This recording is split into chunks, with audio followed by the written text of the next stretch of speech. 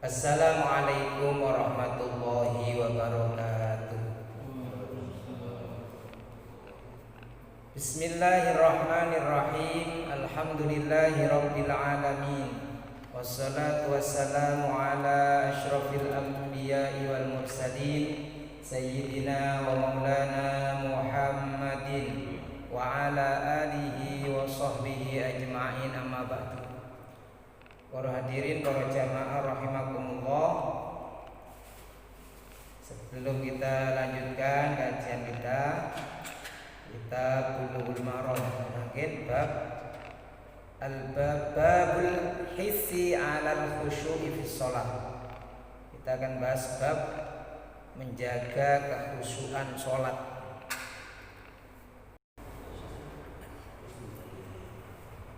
Bismillahirrahmanirrahim.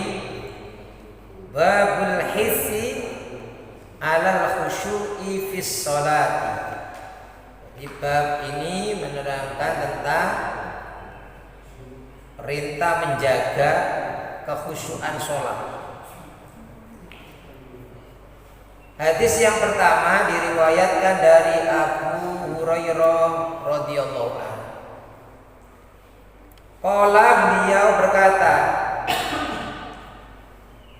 naha Rasulullah sallallahu alaihi wasallam, Rasulullah sallallahu alaihi wasallam melarang ayyusalliyar rajulu, seseorang melakukan sholat muhtasiron, dengan memegangi pinggangnya. Napa malang kerik ini? Napa nih? Malang kerik. Napa bahasa Indonesia ini? Nah, jadi malang kerik. Jadi semua ulama fikih sepakat bahwa meletakkan kedua tangan di bawah dada di atas perut sunnah. Jadi tidak ada yang itu wajib. Berarti tangannya biasa lambre kan gitu, tidak membatalkan sholat. Cuman Nabi melarang sholat kali malang kerik. Kalau jenengan teng mriki mboten nanti tiyang tumon ngoten datang Indonesia wis api-api wong sholat. Tapi lek jenengan mungkin haji utawi umroh semacam-macam. Kalau gak ada konco walaupun syekh lah, syekh kiai, syekh Mesir ini yang diutus dan pondok Amanatul Ummah ini mampus. Sholat nggak biasa, Allahu Akbar. Tangani nek boten. Normalnya sholat sunnah. Kalau sholat fardu beliau jadi imam ya sudah menyesuaikan diri. Tapi nek sholat sunnah dan riyane ngoten nek ambane biasa. Ngaten Allahu Akbar, tangane lembrek gak biasa. Kita saja aneh. Tapi yang dilarang oleh Nabi niku sholat kali malang kerik lagi ngoten hadis. Jadi naha Rasulullah sallallahu alaihi wasallam ayyusalliyar rajulu, Nabi melarang seseorang sholat muhtasiron dengan memegangi pinggangnya. Muttafaqun alaih, hadis ini diriwayatkan oleh Imam Bukhari dan Imam Muslim. Wa maknahu ayyaja'ala yadahu ala khasiratihi. Jadi maksudnya yaitu menjadikan tangannya, meletakkan tangannya di atas pinggangnya, malang kerik gampangannya. Jadi ini larangan ini tidak menunjukkan, mayoritas ulama, jumhur ulama tidak menghukumi ini larangan yang membatalkan sholat. Tapi ini adalah kemudian dimakruhkan. Malang kerik ini makruh justru. Karena ini kaitannya dengan menjaga kekhusyuan sholat. Nek malang kerik mungkin sholat tidak khusyuk, iso gak eling nek iku sholat. Wa fil Bukhari, dan dalam hadis yang diriwayatkan oleh Imam Bukhari an Aisyah, dari Aisyah. Kalau tadi kan dari Abu Hurairah.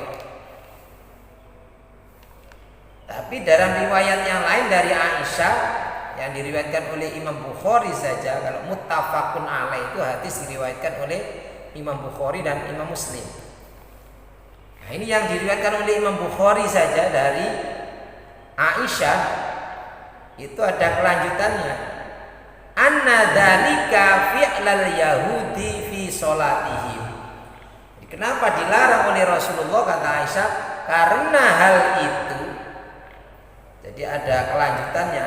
Kalau tadi naha Rasulullah sallallahu alaihi wasallam ayyusallar rajulu aryusalliyar rajulu muhtasiron. Anna dzalika fi'lal yahudi. Karena sesungguhnya yang demikian itu adalah perbuatan orang-orang Yahudi fi sholatihim, dalam sholat mereka. Kata Aisyah ini, kenapa dilarang oleh Nabi? Oh, itu karena perbuatan orang Yahudi kalau sholat ya begitu, malang terik. Nah, kita ini kan sedang menghadap kepada Allah, harus tawadhu, harus tunduk. Nek malang terik, nek nantang. Hadis berikutnya diriwayatkan dari Anas bin Malik radhiyallahu anhu.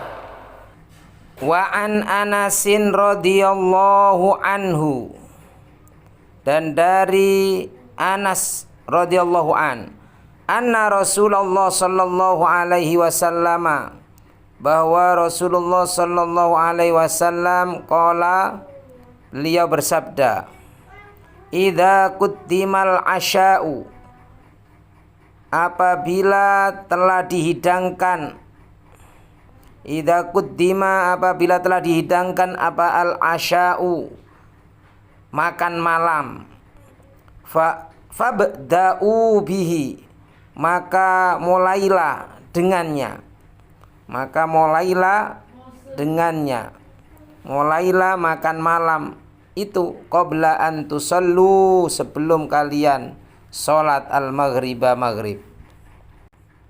Muttafaqun alaihi, hadis ini diriwayatkan oleh Imam Bukhari dan Imam Muslim. Jadi kalau hidangan sudah disiapkan, makan-makan, atau mungkin yang puasa, makan sudah disiapkan, kemudian adzan maghrib datang, yang bagus ya makan dulu. Jadi yang bagus makan dulu. Kenapa? Biar tidak sholat mikirkan makan. Khawatir, wah ini iwak ini biasa kucing udah. Yang bagus ya makan. Maka kemudian kalau kita puasa ya sunnah takjil dulu, kan? Budaya kita takjil. Bahkan kalau misalnya jenengan mudah-mudahan nanti bisa haji atau umroh, kalau di sana menjelang maghrib itu sudah hari Senin atau Kamis, Masjid Nabawi ini disiapkan ini takjil. Tidak takjil buatan kurma mawon, ya ada minumannya, ada rotinya. Jadi memang di sana cukup untuk makan. Setelah adzan itu hampir mungkin bisa 15 menit. Kalau kita kan cepet, habis adzan mungkin 5 menit sudah komat, atau nggak sampai 5 menit ya, namanya maghrib biasanya cepet. Kalau di sana ya sudah cukup untuk makan, minum, terus ringkes cepet. Jadi sudah digelari plastik, kasih kurma roti sudah. Ini orang-orang yang sedekah.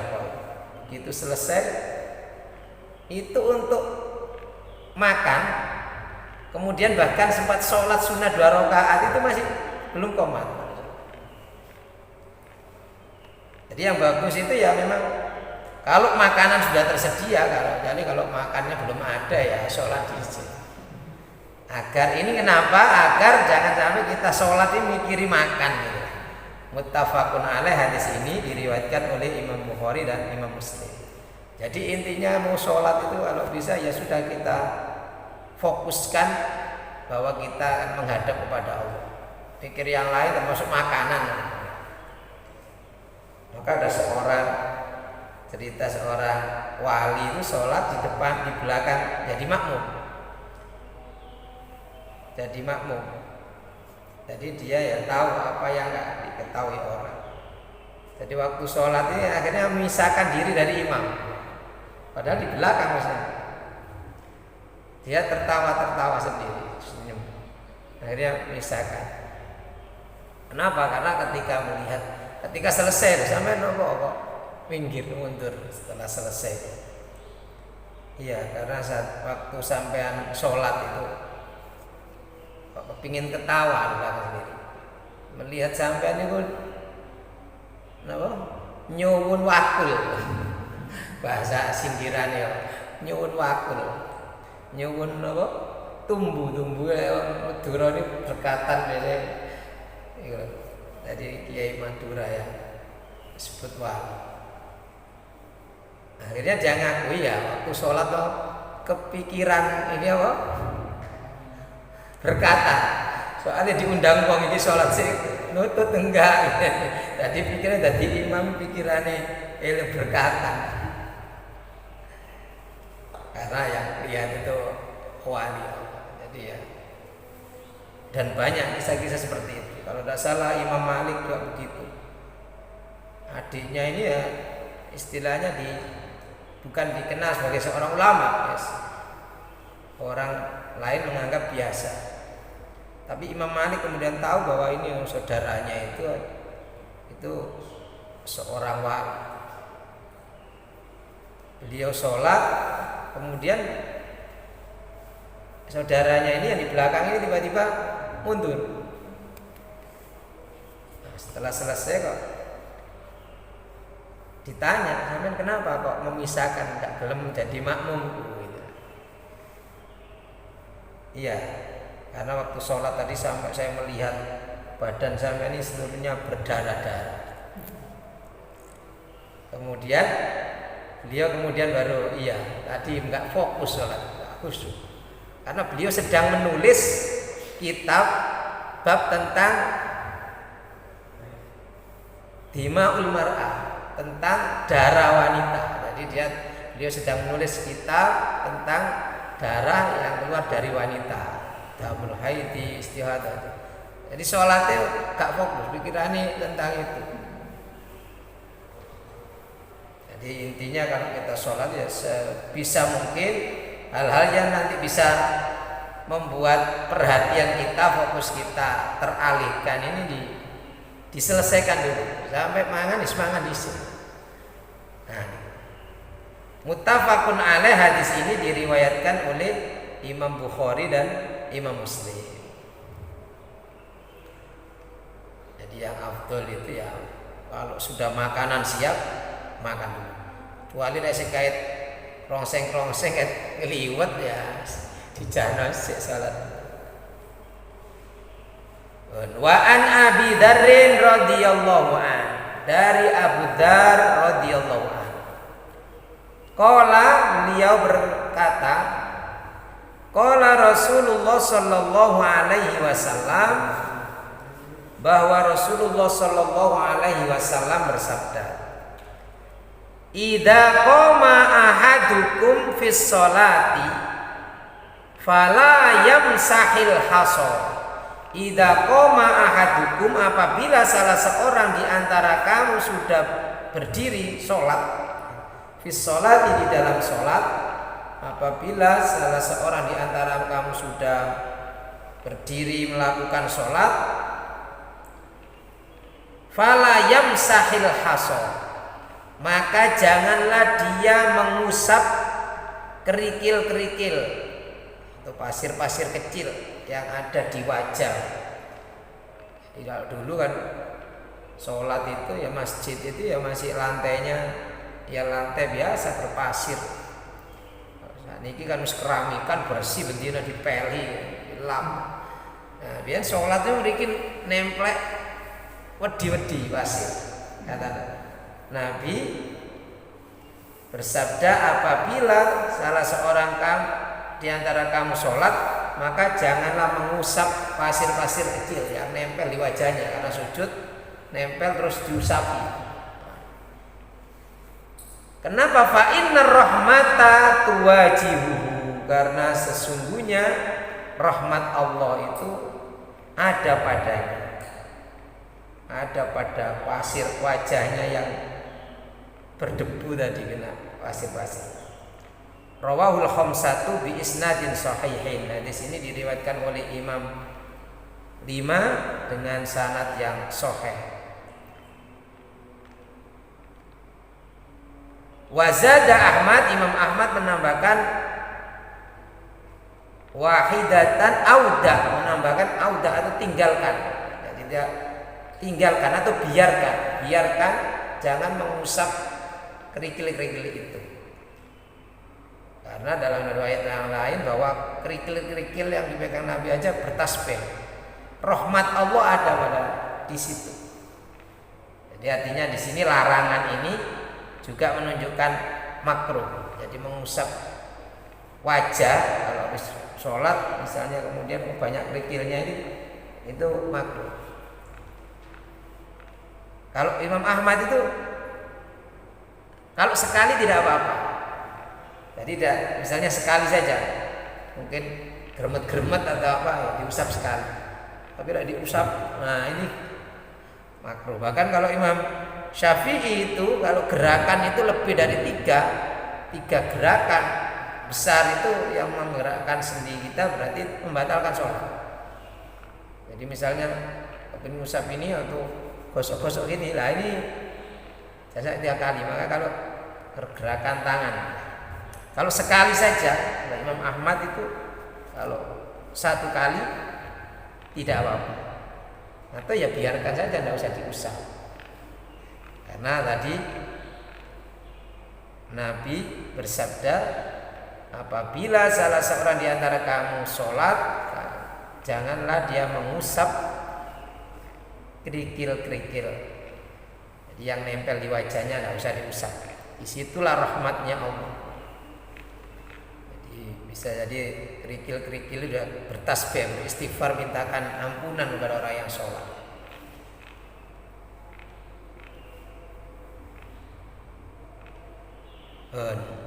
Berikutnya hadis terakhir kita satu lagi dari Aisyah radhiyallahu anha.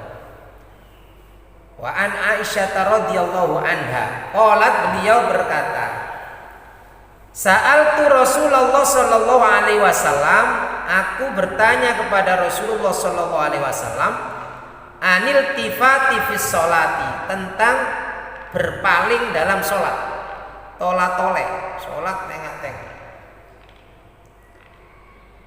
Biasanya mungkin lihat ke atas atau ke samping. Aisyah ini istri Nabi bertanya kepada Rasulullah tentang berpaling tengok dalam sholat. Faqala, kemudian Nabi menjawab, huwa ikhtilasun yakhtalisuhu syaiton min sholatil abdi. Huwa ikhtilasun, menengok, tengok dalam sholat itu adalah pencurian. Ikhtilas sudah artinya copetan, pencurian, penggelapan. Yahtalisuhu syaiton, yang dilakukan oleh setan. Jadi penggelapan yang dilakukan oleh setan, maksudnya ya itu tipu daya setan. Berarti kalau pencurian atau pencopetan berarti kita kehilangan, mengurangi pahala. Pas para ulama menjelaskan itu adalah mengurangi pahala, tidak membatalkan sholat. Jadi tengok ini misalnya ya, itu tidak membatalkan. Tapi kata Nabi itu adalah pencurian yang dilakukan setan, jadi mengurangi pahalanya sholat. Yahtalisuhu syaitonu, setan mencurinya min sholatil abdi, dari sholat seorang hamba, dari sholat seseorang. Rawahul Bukhari, hadis ini diriwayatkan oleh Imam Bukhari. Walid Tirmidzi, dan yang diriwayatkan oleh Imam Tirmidzi dan ditulis oleh Imam Tirmidzi wa sahhahahu dan dinilai sahih oleh Imam Tirmidzi. Teksnya begini kalimatnya, iyaki wal iltifat, hati-hatilah kamu, jagalah dirimu, jangan tengok-tengok di sholati dalam sholat. Karena ini pesan Nabi kepada Aisyah yang tanya itu, iyaki wal iltifat, jagalah dirimu dari tengok-tengok dalam sholat, di sholati dalam sholat. Fa innahu halakatun, karena sesungguhnya tengok-tengok dalam sholat itu halakatun, kerusakan. Fa in kana la budda, maka jika tidak boleh tidak, harus memang tengok-tengok itu harus. Misalnya takut ada bahaya atau apa. Fa fit tatawwu'i, maka di dalam sholat sunnah. Kalau sholat sunnah tidak apa-apa juga.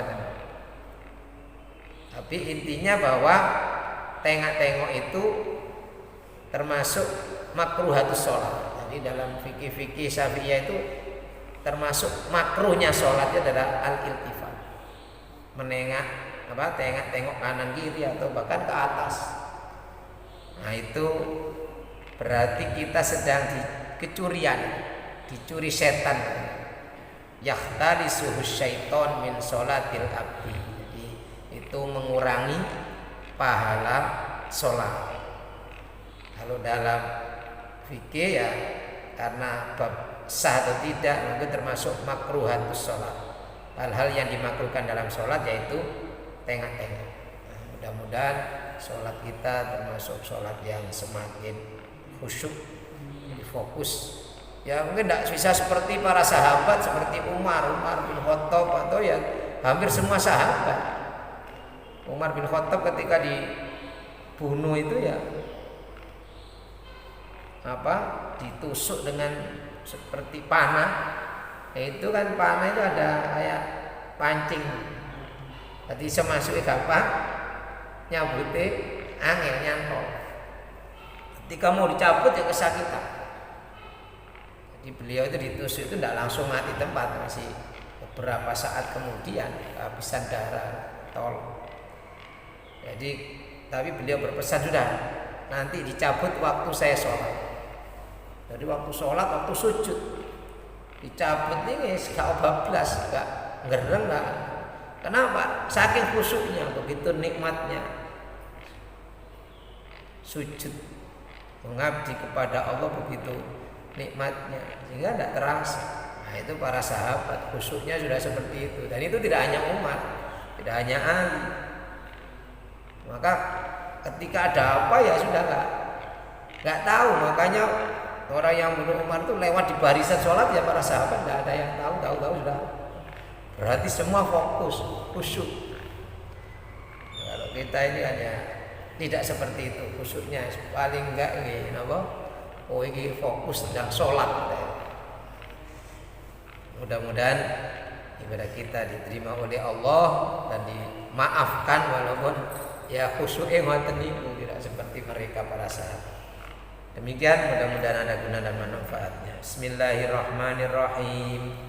Allahumma anta rabbi la ilaha illa anta khalaqtani wa ana 'abduka wa ana 'ala ahdika wa wa'dika mastata'tu a'udzu bika min syarri ma sana'tu abu'u laka bi ni'matika 'alayya wa abu'u bi dhanbi faghfir li fa innahu la yaghfiru dzunuba illa anta. Allahumma anta rabbi la ilaha illa anta khalaqtani wa ana 'abduka wa ana 'ala ahdika wa wa'dika mastata'tu a'udzu bika min syarri ma sana'tu abu'u laka bi ni'matika 'alayya wa abu'u bi dhanbi faghfir li fa innahu la yaghfiru dzunuba illa anta.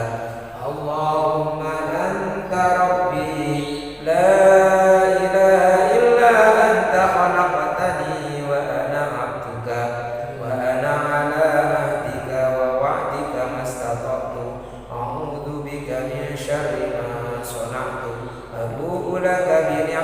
علي وأبوء بذنبي فاغفر لي فإنه لا يغفر الذنوب إلا أنت. بسم الله الذي لا يضر مع اسمه شيء في الأرض ولا في السماء وهو السميع العليم. بسم الله الذي لا يضر مع اسمه شيء في الأرض ولا في السماء وهو السميع العليم. بسم الله الذي لا يضر مع اسمه شيء في الأرض ولا في السماء وهو السميع العليم. اللهم صل على سيدنا محمد طب القلوب ودوائها وعافية الأبدان وشفائها ونور الأبصار وضيائها وعلى آله وصحبه وسلم. اللهم صل على سيدنا محمد طب القلوب ودوائها وعافية الأبدان وشفائها ونور الأبصار وضيائها وعلى آله وصحبه وسلم. اللهم صل على سيدنا محمد طب القلوب ودوائها وعافية الأبدان وشفائها ونور الأبصار وضيائها وعلى آله وصحبه وسلم. لي خمسة أطفئ بها حر الوباء الحاكمة المصطفى والمرتضى وابنهما وفاطمة. لي خمسة أطفئ بها حر الوباء الحاكمة المصطفى والمرتضى وابنهما وفاطمة. لي خمسة أطفئ بها حر الوباء الحاكمة المصطفى والمرتضى وابنهما وفاطمة. أعوذ بالله من الشيطان الرجيم. بسم الله الرحمن الرحيم. اللهم صل وسلم على سيدنا محمد وعلى آله وصحبه أجمعين والحمد لله رب العالمين. ربنا اغفر لنا ذنوبنا ولوالدينا وارحمهم كما ربيانا صغيرا. اللهم اغفر لنا وارحمنا وعافنا واعف عنا. اللهم إنا نسألك الهدى والتقى والعفاف والغنى. اللهم ارزقنا رزقا حلالا طيبا واسعا كثيرا مباركا من كل النواحي بفضلك ورحمتك يا أرحم الراحمين. اللهم إنا نسألك علما نافعا وعملا متقبلا ورزقا حلالا طيبا. اللهم انفعنا بما علمتنا وعلمنا ما ينفعنا. ربنا تقبل منا إنك أنت السميع العليم وتب علينا يا مولانا إنك أنت التواب الرحيم. ربنا آتنا في الدنيا حسنة وفي الآخرة حسنة وقنا عذاب النار. وصلى الله على سيدنا محمد وعلى